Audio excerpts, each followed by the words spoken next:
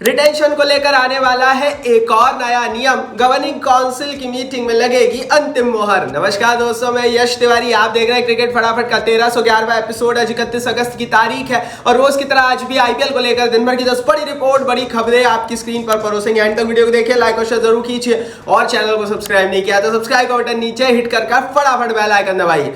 चलिए दोस्तों, शुरुआत कर लेते हैं इस वीडियो की आज दिन भर की पहली बड़ी रिपोर्ट के साथ। तो एक खबर आ रही है लखनऊ सुपर जायंट्स के मालिक संजीव गोयनका के हवाले से, और गोयनका साहब ने जो बात की है उसके बाद ये तो कंफर्म हो गया है कि केएल राहुल का पत्ता कप्तानी से 100% कट चुका है। जी हाँ, केएल राहुल की कप्तानी को लेकर रिसेंटली उन्होंने बहुत बड़ा बयान दिया। उन्होंने कहा, I am not satisfied, someone comes and tell me we played badly today again and again. वो बोल रहे हैं कि मैं बिल्कुल संतुष्ट नहीं हूं अगर कोई कप्तान मेरे पास बार बार आए और जब मैं हार का कारण उससे पूछूं तो एक ही चीज कह दे कि हम अच्छा आज नहीं खेले, आज हम अच्छा नहीं खेले, हम लोग आज अच्छा नहीं खेले। अलग अलग तरीके से केएल राहुल अपने मालिक को सिर्फ एक ही चीज बोल रहे थे कि हम अच्छा नहीं खेले इसलिए हार गए, एंड दैट्स व्हाई संतुष्ट नहीं थे गोयनका साहब, एंड दैट्स व्हाई वो लड़ाई झगड़ा हमने जो उनके बीच आर्गुमेंट हुआ मैदान में वो देखा। केएल राहुल रिटेन जरूर हो गए हैं। केएल राहुल के बारे में मालिक ने कह दिया है गोयनका साहब ने कि भैया वी आर फैमिली, लेकिन हाँ, कप्तानी को लेकर कंफर्मेशन नहीं है और इस बयान के आने के बाद तो कंफर्म हो गया है कि राहुल कप्तान नहीं रहेंगे लखनऊ के। आगे बढ़ते हैं, दूसरी बड़ी रिपोर्ट की यहाँ से बात कर लेते हैं। ये खबर आ रही है सुरेश रैना के हवाले से। चिन्नाथला चेन्नई सुपर किंग्स के पूर्व खिलाड़ी, पूर्व उप कप्तान बोल लो, उन्होंने महेंद्र सिंह धोनी को लेकर बड़ी बात कह दी। रैना बोल रहे हैं, looking like his fitness, I want MSD to play in 2025। वो बोल रहे हैं कि धोनी अभी 2025 का आईपीएल खेल सकते हैं। मेरे रिसेंटली उनसे मुलाकात हुई और जिस तरह की फिटनेस मैंने उनकी देखी है वो इजी अगला आईपीएल खेलेंगे। हालांकि ये बात हम आपको ऑलरेडी बता चुके हैं कि धोनी ने हामी भर दी है अगले आईपीएल खेलने की, लेकिन वो अनकैप्ड प्लेयर के रूप में रिटेन होना चाहते हैं। धोनी नहीं चाहते हैं कि वो 20 करोड़ या 15 करोड़ में रिटेन हो, क्योंकि इतना बड़ा पर्स वो किसी यंग खिलाड़ी को देना चाहते, इतना बड़ा पैसा वो किसी यंग खिलाड़ी को देना चाहते हैं। धोनी को यह भी पता है कि 1-2 सीजन ही वो खेलेंगे, शायद 2025 उनके लिए अंतिम सीजन हो, और ऐसी स्थिति में महेंद्र सिंह धोनी नहीं चाहते हैं कि इतने बड़े मेगा इवेंट, मेगा ऑक्शन से पहले इतना बड़ा रिटेंशन का पर्स सिर्फ 1 साल के लिए उन पर खर्च हो जाए। जाहिर है, अगर आप 15 से 20 करोड़ रुपए में चेन्नई वाले धोनी को रिटेन कर लेते हैं तो फिर अगले साल धोनी नहीं रहेंगे, लेकिन इतना बड़ा पर्स मिनी ऑक्शन में वो किस पर खर्च करेंगे? मिनी ऑक्शन में बड़े प्लेयर्स बिकने नहीं आते, एंड दैट्स व्हाई धोनी खुद अनकैप्ड प्लेयर के रूप में 2-3-4 करोड़ में रिटेन होना चाहते हैं। अब ये धोनी की महानता कह लो या फिर उनके पास मौजूद पैसों की बड़ी बड़ी बोरिया कह लो, लेकिन महेंद्र सिंह धोनी इस बात से ये तो प्रूव कर चुके हैं कि वो अगला आईपीएल खेलेंगे, और रैना भी यही बोल रहे हैं। आगे बढ़ते तीसरी बड़ी रिपोर्ट की बात करते हैं। गायकवाड़ को लेकर भी सुरेश रैना का बड़ा बयान आया। सुरेश रैना ने कहा चेन्नई सुपर किंग्स के करंट कप्तान ऋतुराज गायकवाड़ को लेकर कि Gaekwad need 1 more year more time। वो कह रहे हैं कि गायकवाड़ को अभी और समय की जरूरत है, गायकवाड़ को अभी 1 साल और खेलना चाहिए, एज ए कैप्टन उन्हें 1 साल और देना चाहिए, उसके बाद उनकी कप्तानी पर फैसला होना चाहिए। गायकवाड़ को लेकर सुरेश रैना का यह बयान कंफर्म करता है कि अभी गायकवाड़ की कप्तानी से रैना चिन्नाथला तो संतुष्ट नहीं है। आप हो कि नहीं बता दो नीचे कॉमेंट बॉक्स में। जाहिर है धोनी की जगह कोई ले नहीं सकता और धोनी ने सोच समझ कर ही गायकवाड़ को चुना होगा। आगे बढ़ते हैं, चौथी बड़ी रिपोर्ट की बात करते हैं। रविचंद्रन अश्विन ने ऑल टाइम आईपीएल 11 अपनी पिक की है। फटाफट देख लेते हैं। रोहित शर्मा, विराट कोहली ओपनर के रूप में, number 3 Raina, number 4 Surya, number 5 ABD, number 5 Dhoni कप्तान और विकेट कीपर के रूप में। उसके अलावा number 7 Narine, number 8 Rashid, Bhuvi, उसके बाद बुमराह और नंबर 11 पर मलिंगा। स्वयं का नाम उन्होंने नहीं रखा, लेकिन हाँ, उनकी जो आईपीएल 11 थी वो आपको कैसी लगी कमेंट बॉक्स में बताना। इसमें गौतम गंभीर का नाम नहीं है जो अपनी टीम के लिए कई खिताब जीत चुके हैं केकेआर के लिए, तो बताना जरूर आपके हिसाब से इसमें किसका नाम होना था, किसका नाम नहीं होना था। इन्होंने अभी तक आईपीएल के जो 15-16 साल के इतिहास है उसको निचोड़ कर ये प्लेइंग 11 बनाई है। अपनी राय आप इस पर नीचे कमेंट बॉक्स में लिख दो।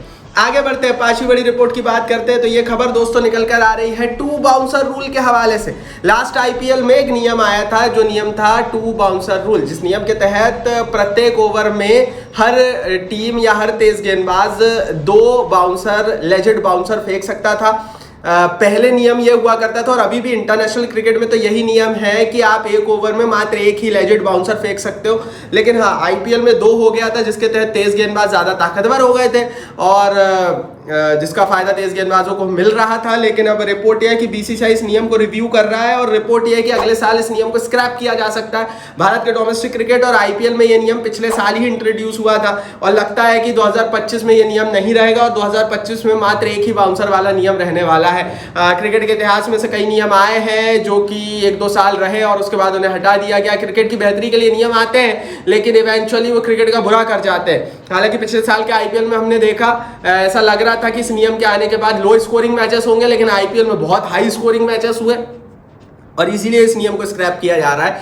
आगे बढ़ते हैं भाई, छठवीं बड़ी रिपोर्ट की बात करते हैं। जैसा कि मैंने पहले आपसे कहा था कि अगस्त के अंतिम हफ्ते में आईपीएल गवर्निंग काउंसिल की बैठक होने वाली है जिसमें आरटीएम कार्ड और रिटेंशन को लेकर अंतिम फैसले आ सकते हैं। लेकिन अभी की रिपोर्ट के अनुसार वीकेंड के चलते ये मीटिंग को शिफ्ट किया गया है। आज शनिवार है, कल रविवार है, कल 1 तारीख है। रिपोर्ट्स ये है कि इसे रीशेड्यूल सितंबर के शुरुआती हफ्तों में कर दिया गया है। ये तो कंफर्म है कि सितंबर में इसका रिजल्ट आना ही है, क्योंकि सितंबर के बाद अक्टूबर और नवंबर बचता है और फिर नीलामी करानी ही पड़ेगी बीसीसीआई को और इस बीच रिटेंशन की प्रक्रिया भी करानी है। टीमों को ये बताना भी जरूरी होगा कि आपके पास कितने खिलाड़ियों को रिटेन करने का अधिकार है, कितने आरटीएम कार्ड है। एंड दैट्स वाई सितंबर के पहले हफ्ते में हम एक्सपेक्ट कर रहे हैं कि गवर्निंग काउंसिल की बैठक में हमें अंतिम रूप से पता लग जाएगा कि भैया आखिर क्या होने वाला है रिटेंशन और आरटीएम का। बाकी आगे बढ़ते हैं, 7वीं बड़ी रिपोर्ट की यहाँ से बात करते हैं। तो आईपीएल में एक नया कोटा सिस्टम आने वाला है। जी हाँ, आईपीएल में कोटा सिस्टम आएगा।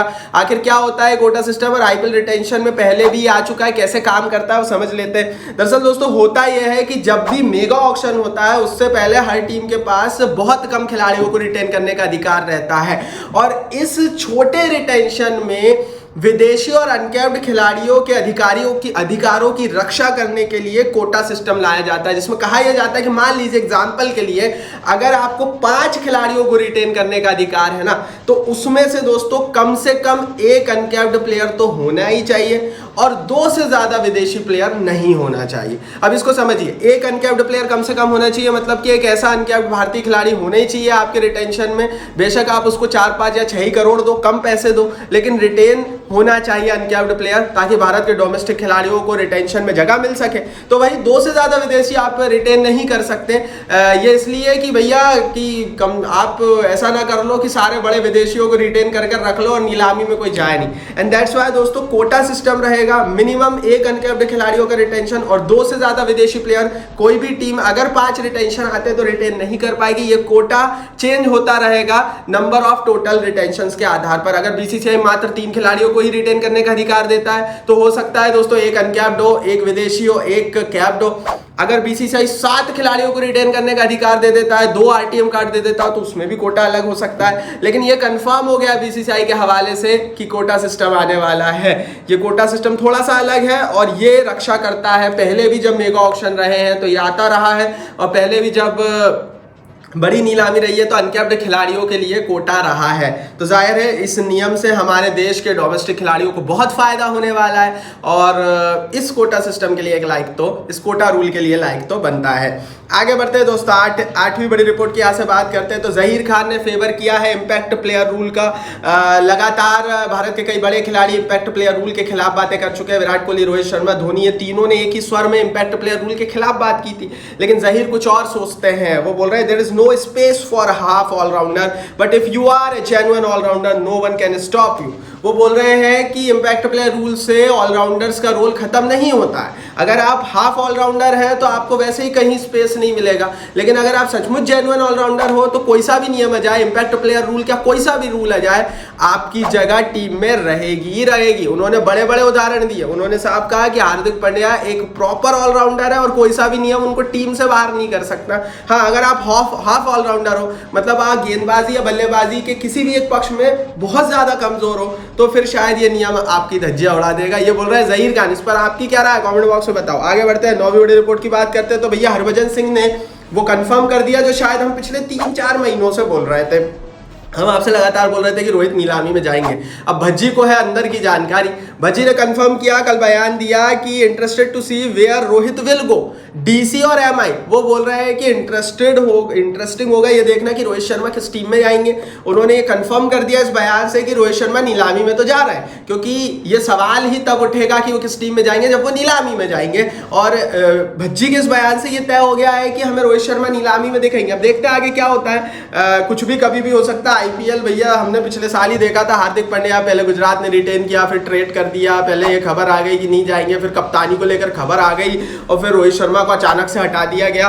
तो वो सब चीजें हमने पिछले साल देखी है, एंड दैट्स व्हाई इस बार भी कुछ बोल नहीं सकते। लेकिन भज्जी का बयान ये जरूर इस बात की तस्दीक करता है कि रोहित हमें नीलामी में दिख सकते हैं। देखना चाहिए नहीं, आप बताओ कमेंट बॉक्स में। 10वीं रिपोर्ट की बात कर लेते हैं भाई। तो ये खबर आ रही है भैया इंग्लैंड से। इंग्लैंड में द हंड्रेड्स की लीग में अब आईपीएल फ्रेंचाइजीज स्टेक लेने के लिए गई हुई हैं। अब उसको लेकर भैया ईसीबी ने एक नया नियम निकाल दिया है। इस नियम का नाम है नॉन डिस्क्लोजर एग्रीमेंट, जिसके तहत जब तक ये डील फाइनल नहीं होती, आप आईपीएल टीमों से ये कहा गया है कि आप कितने में ये डील हो रही है, कितना शेयर इसमें गया हुआ है, इसको आप न्यूज में लीक नहीं कर सकते। और इसका डिस्क्लोजर तभी किया जाएगा जब ये डील पूरी हो जाएगी। देखते हैं कौन कौन सी टीमें द हंड्रेड्स में स्टेक्स खरीदती है। ये थी दिन भर की 10 बड़ी खबरें। कमेंट बॉक्स में आप बताओ कि आपको ये जो नए नियम आ रहे हैं और ये जो 2 बाउंसर वाला रूल हट रहा है, इस पर आपकी क्या राय है। इस वीडियो को लाइक और शेयर करो, चैनल को सब्सक्राइब नहीं किया तो सब्सक्राइब का बटन नीचे भाई फटाफट हिट करके